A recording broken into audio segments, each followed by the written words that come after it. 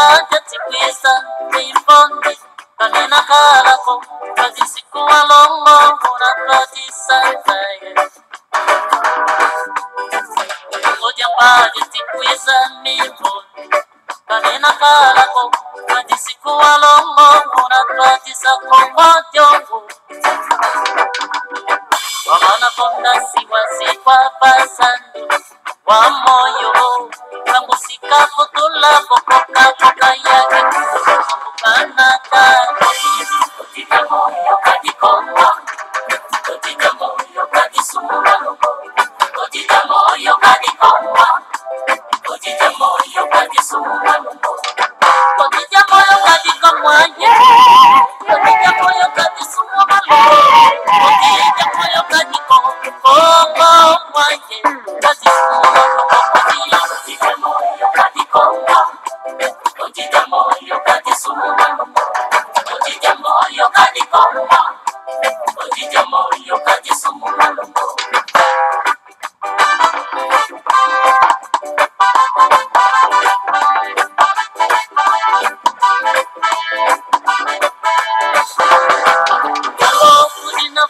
Kwa Kongo, Itsuza, Kagena Sikilako, Wadisiku Walongo, Munatwadi Sanzai.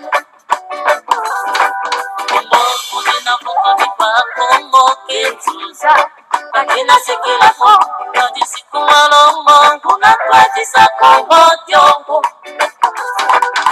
Bakwa Kitsuza, Babosila, Sikwa Bazandu, Bamoyo.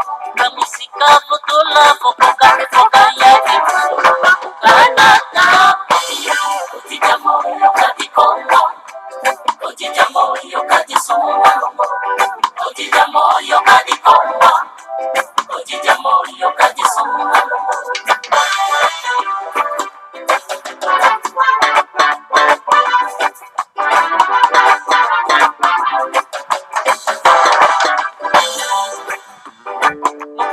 Paja tikwisa Nimwivi Kagina sikilako Katisiku walongo Murakadi sanzaye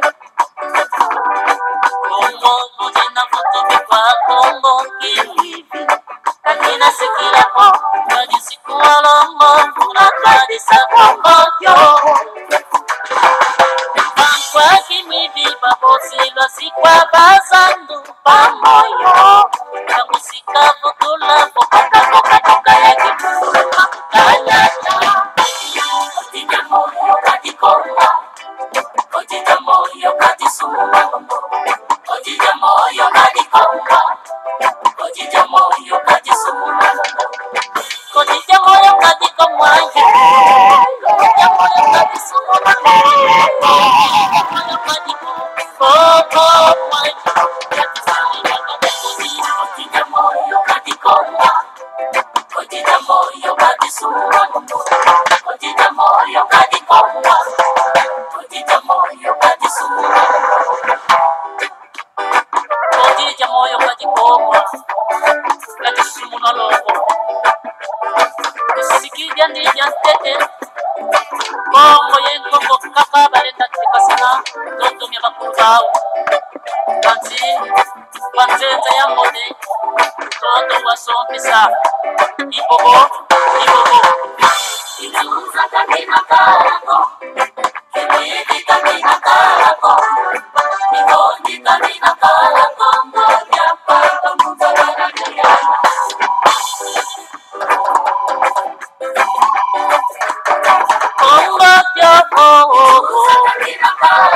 Yo ni pase cuenta seca, también tu comenzó, para sacar cuando lo lleva.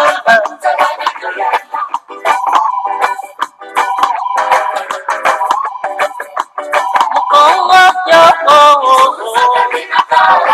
utapa kantina uma, kama lupa mutanto yo, kantina solo mongo tapa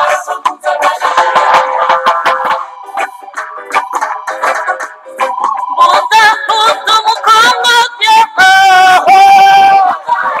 mama tu ini kabana, kaya misiba sumayaya, kantina kaya songo, yaya kiwa.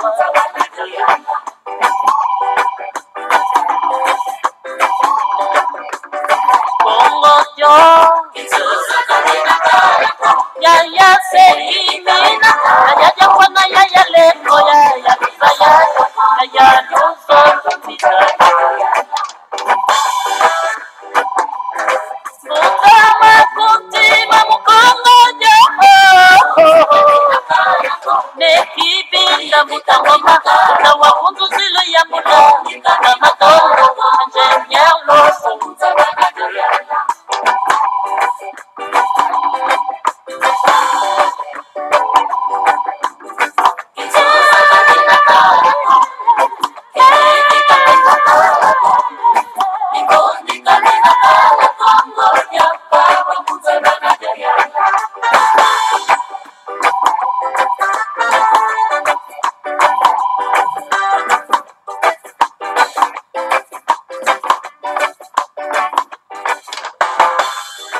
Matondo mingi mama batata bandeko balandi ya Congo bololo balandi ya 3 fois 2 radio kachopa.com talabiswana to ili susa tukala pokwa na lelo pambate lelo ezali ya solo pena mokolo malumingo mama batata bandeko mokolo mwa mine ya sanza ya zomi na moko mobo ya koto mibale na zomi na mwambi tukomi bongo na ngonga ya zomi na libwa na miniti tukumi bale na misato yengi koluba ete ngonga ya sambo na miniti tukumi bale na misato ya simanzanga mama batata bandeko bana lisanga atimati talabiswana to keli susu na ngomba ya kaila bama batata bandeko pona ete tokoka solo pena atuka kosopela bino mai oto memeli bino atuka na pokwa na lelo ya solo pena atuka ezali wa bino buta bopele bobala elingi koloba malamu koloba topesi bino banso bayenge na bino banso pe bambote pe balosako na bino banso bama batata bandeko atuka esengo mingi ya kozala na bino atuka na pokwa na lelo bama batata bandeko lelo atuka tokozana bino pour peut-être 30-40 minutes bama batata bandeko yango ko dépendre nos span na développement oyo tokosalela bino mai oyo tomemeli bino solo pena atuka na pokwa na lelo en tout cas lelo bama batata bandeko tokendaki encore na bashive ya le grand maître fumanda semi mpona kozwa en tout cas buku oyo ya koma solo pena en tout cas na kombo ya le sectarisme chrétien tokomekana kotanga yango donc na réaction na ye par rapport, n'est-ce pas, na ba chrétien oyo ba utaki na mboka ya États-Unis d'Amérique, ba mort oyo ba yaki solo pena en tout cas ko s'attaquer contre, n'est-ce pas, bundu dia Congo oyo bango ba qualifiaki, n'est-ce pas, que bundu dia Congo ezali secte o même bande kona biso ya bana kachopa ba indo ba landi lokolo, n'est-ce pas, ya ba chrétien wana oyo ba yeko diaboliser bokoko na biso en tout cas lingoma bokoko na biso na kati na mabele na biso ba ma tatu wana alors en tout cas le grand maître Fumanda Semi en tout cas apesaka réaction na ye par rapport n'est-ce pas na mauvaise langue ya batu wana ba utaka solo pena aux États-Unis d'Amérique na kombo ya mort en tout cas oyo bayaki ko s'attaquer na lingomba ya bakoko na biso na mabele ya bakoko na biso ba batatu bandeko en tout cas tokobanda na livre oyo tout simplement tokobanda na introduction na yango ba batata bandeko bato bakozala solo pena na posa ya kosomba buku oyo esengeli ba contacter ndeko na biso na mboka ya France donc tokopesa bino numéro na ye prochainement parce que à chaque fois tokobanda koya koleka tokozwaka page moko pona kopesa bino goût po ete boko ko savourer goût na yango de façon que bozwa vraiment nguya wana ya kosomba yango pona ete boko ka solo pena en tout cas kotanga bino moko pe ko ti yango na kati na ba archive na bino alors bama batata bandeko avant tokenda kuna liboso ke tokenda kuna toko mekanano ko betanano mwa sete muke na maemazali koleka solo pena na kati ya mboka bama batata bandeko tomoni bandeko ebele bazali solo pena en tout cas na fièvre ya koloba ete en tout cas toza kozela maponami bama batata bandeko en tout cas alors tu peux comprendre vraiment que bandeko na biso baza na kati na distraction moko ya kosakana te bama batata bandeko au moment où en tout cas Hippolyte Kalambe alias Joseph Kabila qui prépare en tout cas un coup dur contre la race bantou donc voilà et bandeko na biso la race bantou baza ko se d'Israël na makambo etali solo pena maponami olie ke ba koka ko telema na bopikiliki pona ete ba koka solo pena en tout cas ko terrasser moto aye ko bebisa mboka na biso ba mama tata bandeko bana lisanga atimadu monaki récemment to taki ko yebisa bino lobby awa ba mama tata bandeko ndenge ba bibundeli euti na mboka ya Russie Hippolyte Kalambe asali donc commande ya bibundeli euti na mboka ya Russie et pas wapi en tout cas et yena mboka mokonzi Kinshasa pour na ko préparer en tout cas donc le bain de sang na kati ya mboka na biso mama tata bana et bande ko na biso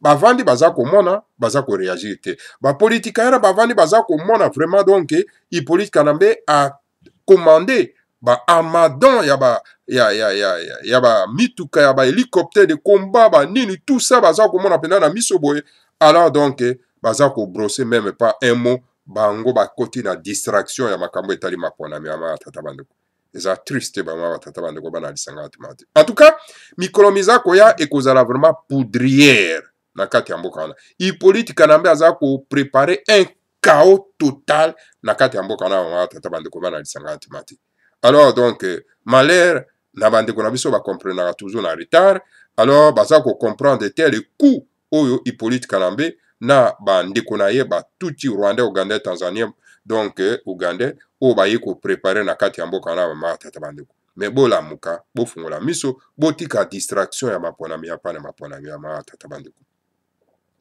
alors donc voilà bama tata bandeko eloko ndenge ko alerter bino yango wana et deuxième chose na ko alerter bino na ko meka ko contredire en tout cas ndeko na biso Tambwe alias Eliezer qui dit qu'en tout cas na mboka wana en tout cas droit ezali dans le sens que tant baza ko accuser que non écoutez Katumbi Moïse donc oyo appuyé Katanga hein na tango azalaki gouverneur à Katanga donc aza koteka ba matière première frauduleusement na libanda ba tata bandeko alors donc ye atemo créneau pour na koloba keno ba écouter na quelle loi oyo en tout cas Moïse Katumbi akoki kozwa biloko ateka ngo frauduleusement libanda donc cela veut dire que ndeko na biso Tambwe alias Eliezer il pense que bon na kati ya mboka il y a des lois wapi baza ko respecter na kati ya mboka dans un pays occupé colonisé donc quelqu'un qui est là dans ce pays-là et qui se prétend non seulement la Kolo Pango, alors il y a que se prétend des choses que nos Kolobakeno, en tout cas,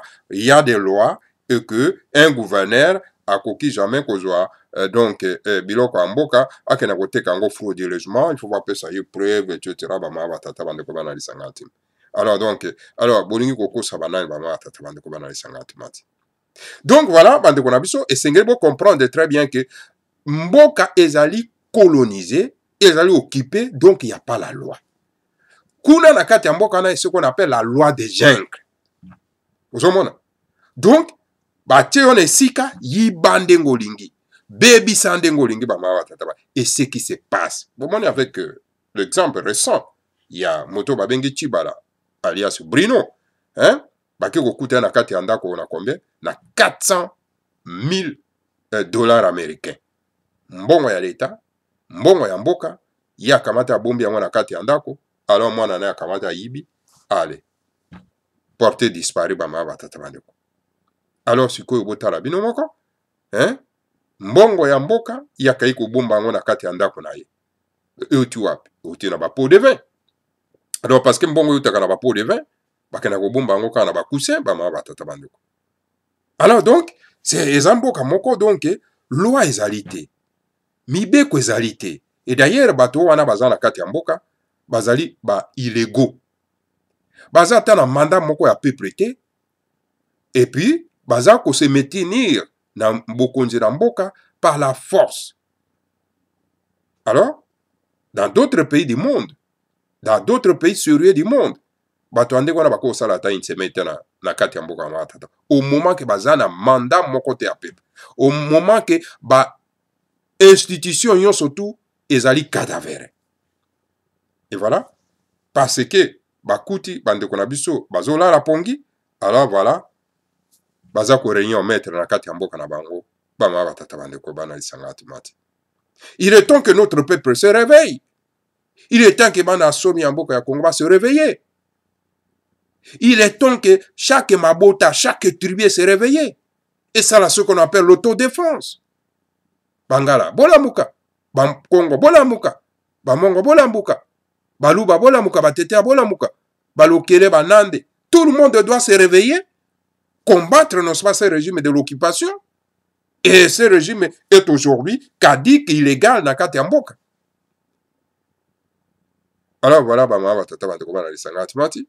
Dire que non, bah écoutez, ceux qui bakisent un gouverneur, il y a pillage ya mboka ya Katanga, ou il y a pillage ya mboka ya Songolo Pakala, alors, yuko yako na omoto créneau te que non, na loi nini ete un gouverneur ya province songolo pakala akoki kopie richesse ya mboka. Voilà kolala pongi. Bama batata bandeko. Loi na kati ya mboka wana ezali te parce que il y a la loi de jungle na kati ya mboka wana. Hein? Botala nano bino moko. Un député national élu du peuple. Baza kokenda ko encercler na ba élément terroriste bauti bapaya. Na palais royal na efu momanda ensemi. Pendant 3 semaines de pilonnage na kati ya palais royal, avec 400 adeptes de Bundu dia Congo, un député national, s'il vous plaît, élu du peuple. Alors, le Parlement ne dit pas un mot. Et voilà, un député national arrêté par les éléments terroristes à Hippolyte Kanambe et mis en prison, Yamakala, et le parlementaire n'ose pas brosser un mot pour demander justice. Pourquoi on doit arrêter un député ou il y a encore na humilité parlementaire na ye? Alors, ba député ba ko sangana te pour na ete basa la motion na likambo wana. Silence radio. Le président en parlement, silence radio. Et le président, et un député élu à peuple. Et alors, avec l'appui, la force du Seigneur à Congo, Yabako Konabiso, Abimisa et sauf na kati ya prison, na ndenge bakena ko tenter ya ko assassiner ye. Et le parlementaire, l'Assemblée nationale qui se réunit pour accuser le gouvernement terroriste des tentatives d'assassinat d'un député national. Mais ça, c'est, vous dites que bon, Mboka nezali na la loi. Oya kotu na bato, na loi nini. Oyo un gouverneur a copié un Mboka. Mais Bokola li sabato pongi depuis pour combien de temps? Vous les journalistes médiocres. Bokola li sabato pongi pour combien de temps? Vous êtes des journalistes médiocres. Boye bien loko babengi journalisme te. Et c'est to combattre bino. Na fausseté na bino, na médiocrité na bino. Alors bana mboka bolamuka. Bolamuka. Bolanda bato oyo bazola isabino pongi te bama tata bana. Hein? Le 7 août, souvenez-vous bama batata bandeko. Le grand maître Fumomandase m'a donné un mot d'ordre à tout le peuple congolais de se soulever contre le gouvernement d'occupation pour un soulèvement populaire pour que tout bengana bato. Et les partis politiques médiocres acquis à l'occupation et avec les G7 bateremi pona koloba que journée ville morte. Pona ni ba prolonger mandat il y a occupation à Katiamboka. Et voilà, là où nous sommes aujourd'hui. Donc, dans ces pays-là, il n'y a qu'un seul parti politique, et je dis bien un seul parti politique et unique parti politique, où ils ont Bunabitumba solo ya mabumote. C'est Bundu Diamaya. Il y a un lancé appel ce dernier temps, appel de fonds. Pour bitumba nyonso basala kango toujours dans ba moyens financiers. Ce qui vraiment tolingi mabere wana. Parce que bambongo na biso topesi na ba yakotumba toujours résultat te. Topesi bambongo na biso na ba pasteur charlatan toujours résultat te. Topesi bambongo na biso na ba archibishop, na ba prêtre, na ba songolo pakala, na ba mupe toujours na yango résultat te passe na passe. Mais alors, et Seigneur, si quoi batoba quoi se ressaisir, va réfléchir, non, nous sommes en train de jeter notre argent. Et Seigneur, tu peux s'en bon en abisso, na esiko yo tokoki koza lueur d'espoir et la libération abisso. C'est bon nous dire maya. Parce que yango etelemi na kati ya mboka. Le seul parti est tellement na kati ya mboka pour dire que Congo congolais, Rwanda rwandais. C'est un courage exceptionnel. Eh ben, ma tata bandeko. Soki baimboka balanda ki bandeko babimaki. Est-ce qu'on pouvait rester dans cette souffrance lelo? Jamais du tout. D'être aussitôt se libérer qui déjà. Et maintenant là, il y a un risque. Kao oyo Hippolyte Kalamba za ko préparer. Il y a un risque que moto mota kima. Nanda kona ye, c'est-à-dire que sauf qui peut dans la province. Bama tata bandeko bana lisanga timati. Parce que esengeli moto akoka kozwa leçon na ye na souffrance. C'est ce qui est devant nous maintenant, bama tata bandeko. Comme ça bon été abisso. Comme c'était abisso. Moi qui vous parle, naïba qui peut bundu ya mayala avante. Naïba qui peut bundu ya Congo te. Mais tango to eko capter message. Oh, c'est là où se trouve la libération et nous sommes plongés dedans. Parce que nous aimons la terre de nos ancêtres. Pour nous défendre cette terre de nos ancêtres, il faut vous en un instrument. Il faut vous en avoir connaissance. Parce que vous savez très bien, le Seigneur à Congo utilise toujours un homme parmi nous pour na été akoka kosala mosala ya ko libérer peuple na yetango bazan la souffrance. Ne pensez-vous pas que bokanisate Mosungi ou bien les libérateurs aokoya na mapata na ba clairon comme on nous a mis dans nos têtes coloniales. Aya bongote ya ko botama lokola bana nyonso akoye kola lokola bana nyonso pe akoya ko banda musala na ye. L'exemple ezali wana ya Fumu Kimbangu wabotami comme tous les enfants akoli ake classe pe aye ngonge koki abani musala na ye. Et aujourd'hui nous avons Fumu Mandansemi qui est là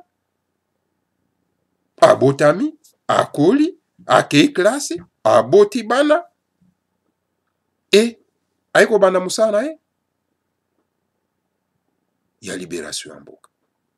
Et regardez vous-même ata bazalaka ba aveugle na kati ya mboka. Tout ce que Fumu Mandansemi a dit, a prédit pour na mboka yango ezoko kenda kaka ndenge moko.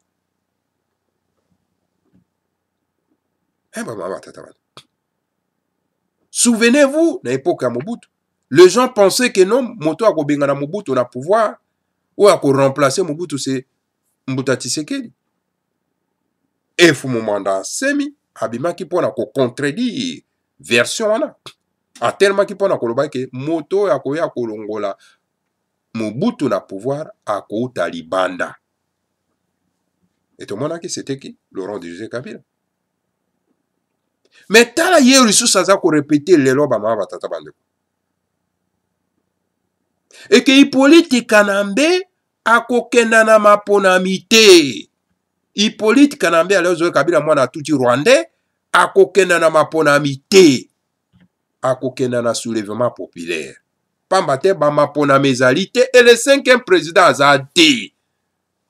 Mais pourquoi tu cours ça toujours matoma? Ça veut dire que tu comprends les camonamba. Moi, quand tout ça bazoba.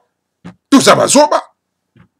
Alors, voilà les journalistes, charlatans, ils sont en train de faire la propagande sur les élections. C'est comme s'il y a les élections. C'est comme si ma pona mezali. Et voilà, Hippolyte Kanambe a bengi sibino ba armada ya mabamindoki pona kosala kao na kati ya mboka binda kokufanga mokote kasi na kokene na une partie ya population ya race bantu.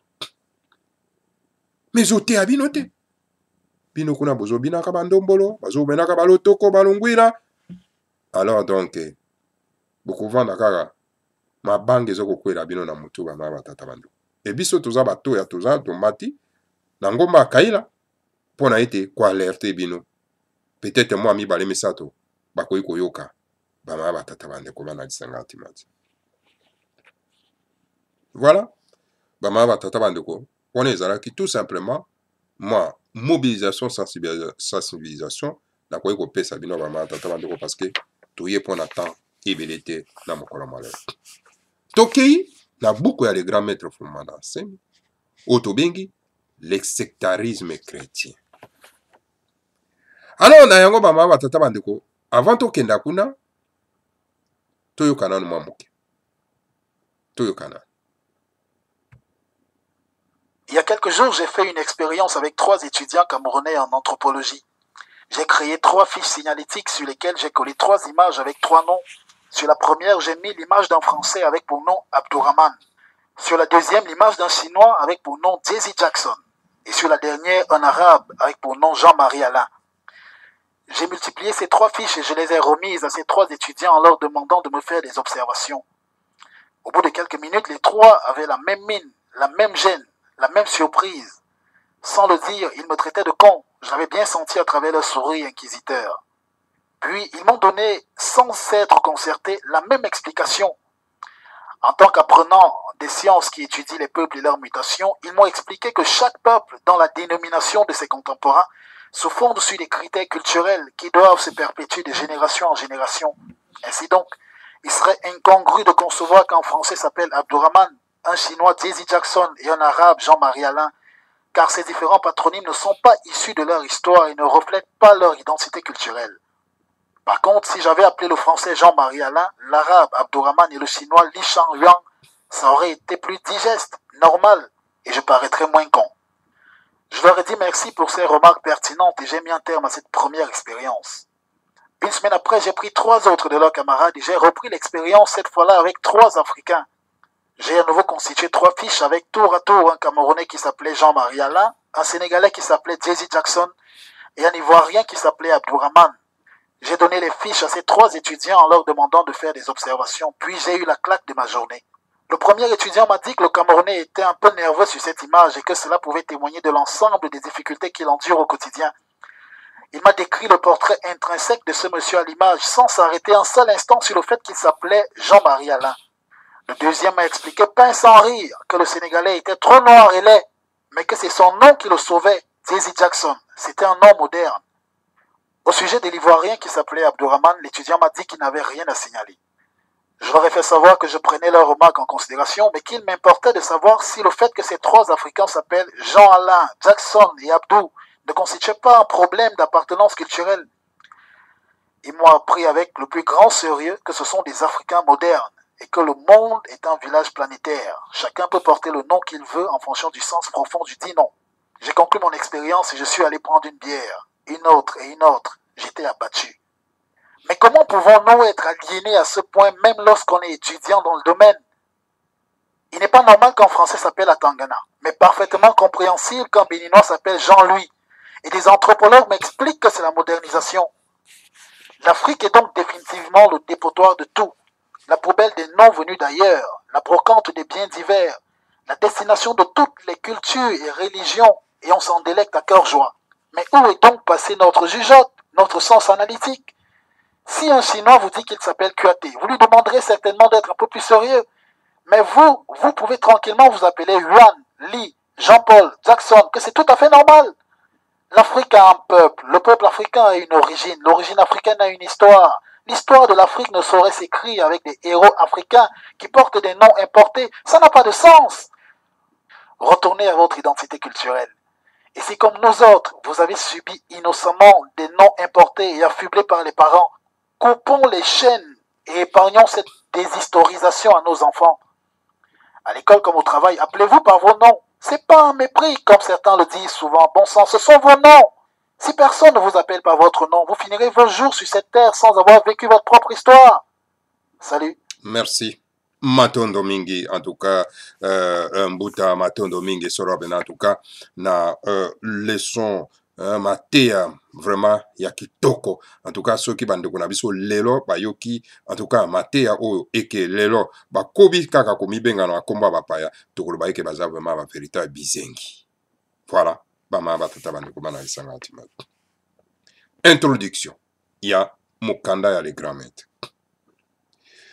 Le grand maître a réagi ça qui, et puis a réagir en tout cas, na chrétien. Bon, t'as que les États-Unis d'Amérique. pona kwa attaquer Bundu dia Congo na kati ya mabele na ye. Bundu dia Congo est à la fois Ntsaku Panzwe Nzinga, il est l'église mère du monde négro-africain, car Bundu dia Congo est le gardien de la tradition initiatique de la race noire mondiale. Alors Bundu dia Congo ezali à la fois Ntsaku Panzwe Nzinga, yango ezali lingomba ya ibandeli ya baindo. Pambate Bundu dia Congo ezali soro pena en tout cas les gardiens. Donc kwazali ko bomba bokoko hein inabiso ba mama batata bandeko ya bato baindo.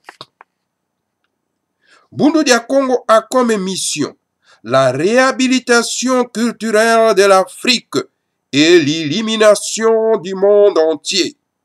Il prône la réconciliation du monde entier, l'unité dans la diversité des races et des cultures, la diversité dans la complémentarité qui enrichit les patrimoines culturels de l'humanité.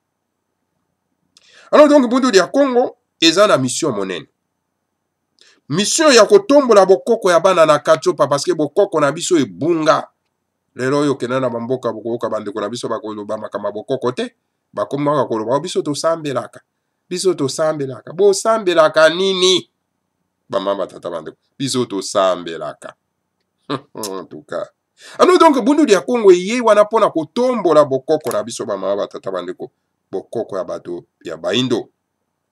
Pona ete en tout cas ekoka kopelisa mwinda na kati na mokili mobimba. Yango en tout cas eza koprone boyokani ya na mokili mobimba.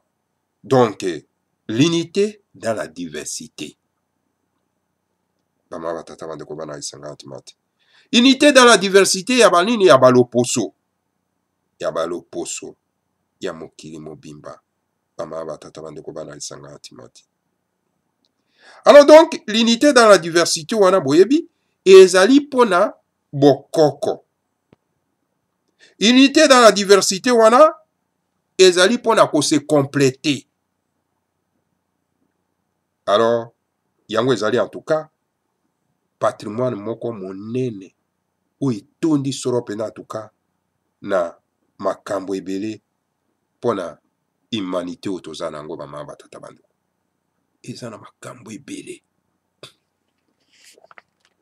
L'église coloniale a professé beaucoup de fausseté et d'injures envers les cultures des peuples colonisés d'Afrique et d'Asie. Si ces faussetés ne sont pas corrigées, les mensonges continueront à régner. Et le règne du mensonge qui frustre le cœur ne peut pas favoriser le processus de la réconciliation des peuples de notre planète Terre. Ainsi, la confession sincère doit précéder la réconciliation des cœurs. Nous devons d'abord laver nos cœurs avant de laver nos mains et nos visages. Donc voilà, église coloniale, ngoma bapaya oyo yepa na biso to bengi christianisme. Yango en tout cas, elakisa makambo ya mabe. Makambo mabe pe na ba injire, mafinga na bokoko na biso. Ngombo ya christianisme efingi babokoko na biso elakisi makambo mabe oyo etali bokoko na biso bamama tata bandeko epa banani ya biso bato oyo tozalaki bakolonize oyo tozalaki ya kokonzama na kati na Afrique na Katsopa mpe na kati na Asie. Alors donc yango esali ke bato bakoma na frustration. Alors soki frustration wana bakorige yango te, ba frustration wana ya ko diaboliser bokoko na biso ko bebisa bokoko na biso lelo bandeko na biso balinga koyoka bokoko te. soki balobi kaka makambo bokoko bakomi agité tout ça là bamama batata bandeko bamoni ke bokoko na biso eza bondoki eza boye bato oyo bakotisi frustration wana ezali l'église coloniale mais soki bakorige yango te alors donc lokuta ekokoba kaka korenye na kati na mabele na biso alors un règne ya mensonge en tout cas où eza kofrustre mitema na biso ekoki kofavorize donc processus ya boyokani te ya bana ya bato na kati ya mokili oyo yango wana confession sincère esengeli ekwa kobanda na réconciliation boyokani ya mitema alors esengeli biso tobanda nano kosukola nao mitema na biso avant ke tokenda kosukola maboko mpe na bilonge na biso mitema na biso tosukola nano yango parce que réconciliation esalemaka d'abord na kosukolaka mitema kenda kaka tokei kosukola maboko te wana ezali perte ya temps. Oublions le passé, disait-il.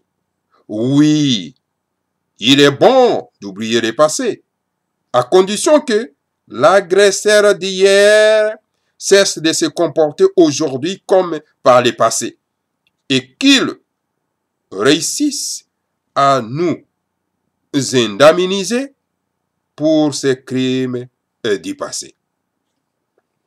Donc voilà, kobosana maimaleka kala, oui, eza malamu. Eza malamu kobosana maimaleka kala.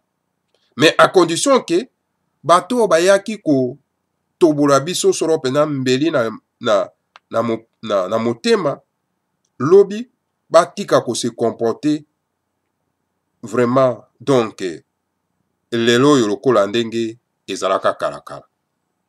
Batika ko se comporter ba agresseur wana batika ko se comporter ndenge bazalaka kala ba grand gangster. Alors na yango esengeli vraiment en tout cas bakoka soro penda donc ko sala mosala ya ko indemniser biso ko futa biso na mabe nyonso oyo basala biso soki bafuti biso na mabe nyonso to basala biso wana nde tokoya kobosana maimali kaka. La culture négro-africaine doit être réhabilitée. Dès que Bundu Dia Congo s'est mis à travailler pour réhabiliter le Bukongo, qui est l'âme de la tradition initiatique de la race noire mondiale, l'église coloniale s'est mis immédiatement, donc, mise en l'œuvre, hein, pour combattre Bundu Dia Congo, que d'injures publiques, les prêtres et les pasteurs chrétiens n'ont-ils pas adressé publiquement contre Bundu Dia Congo et son chef dans leurs églises et campagnes d'évangélisation? Ainsi, dans sa lutte contre Bundu Dia Congo, les missionnaires américains morts disent ceci à ces agents africains des pasteurs nègres. Donc voilà, bokoko ya banana kachopa et sengito kokakotombola yango. Alors, tango kaka Bundu Dia Congo abandi kosala mosala wana ya kotombola bokoko ya bana bwa Indo, hein? Ah là là. Wana en tout cas Bundu Dia Congo ake kotumola esika oyo bato balingaka baindo bakoka kolala pongi. En tout cas. Et pourtant Bundu Dia Congo izo kosala mosala ya kotombola bokoko ya baindo ya mokili mobimba.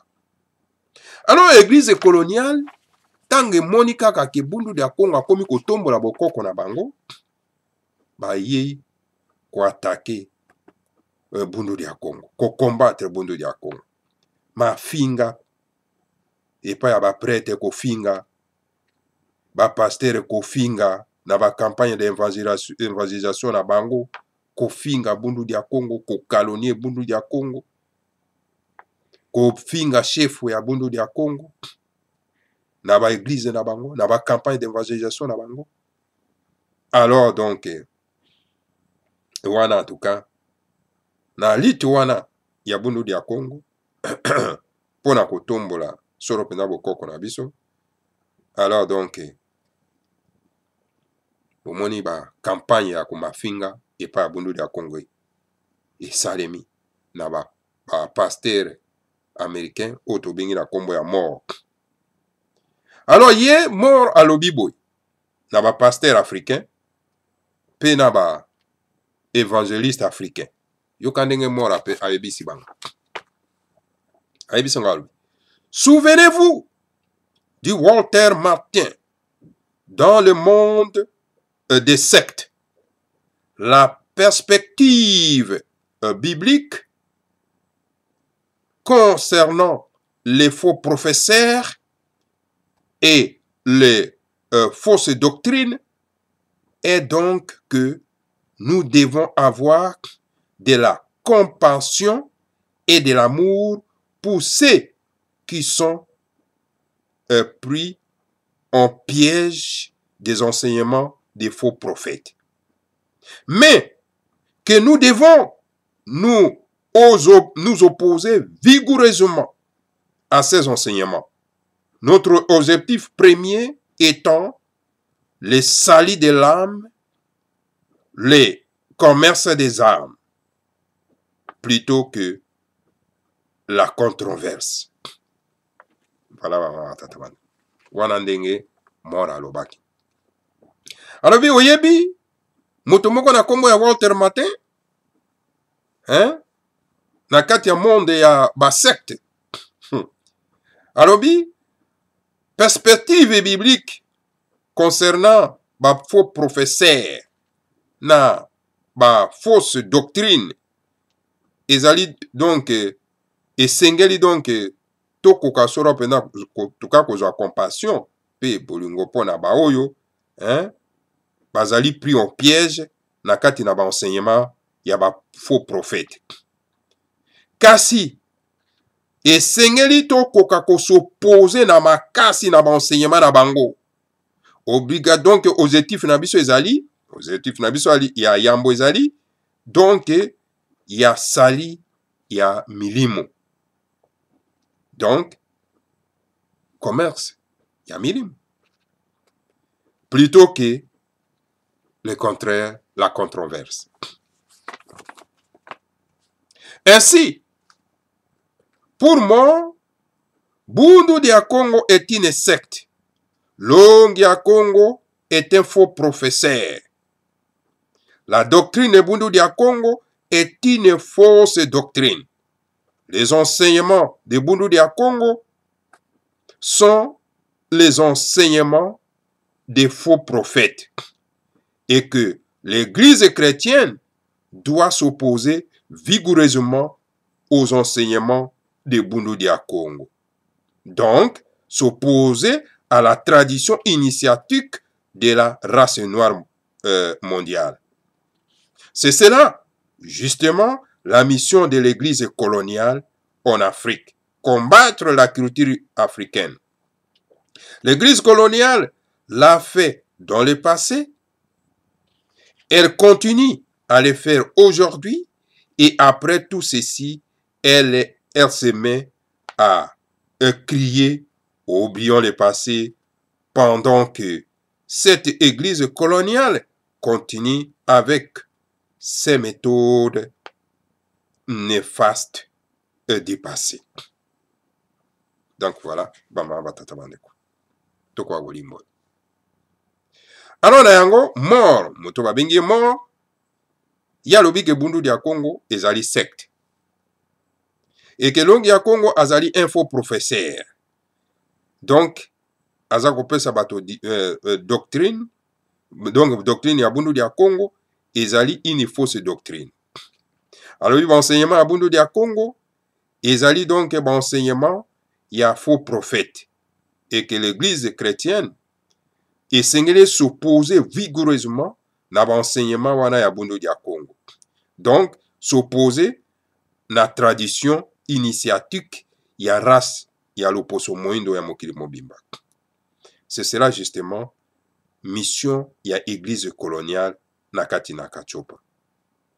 Combattre ko bundisa bokoko ya bana na Katiopa.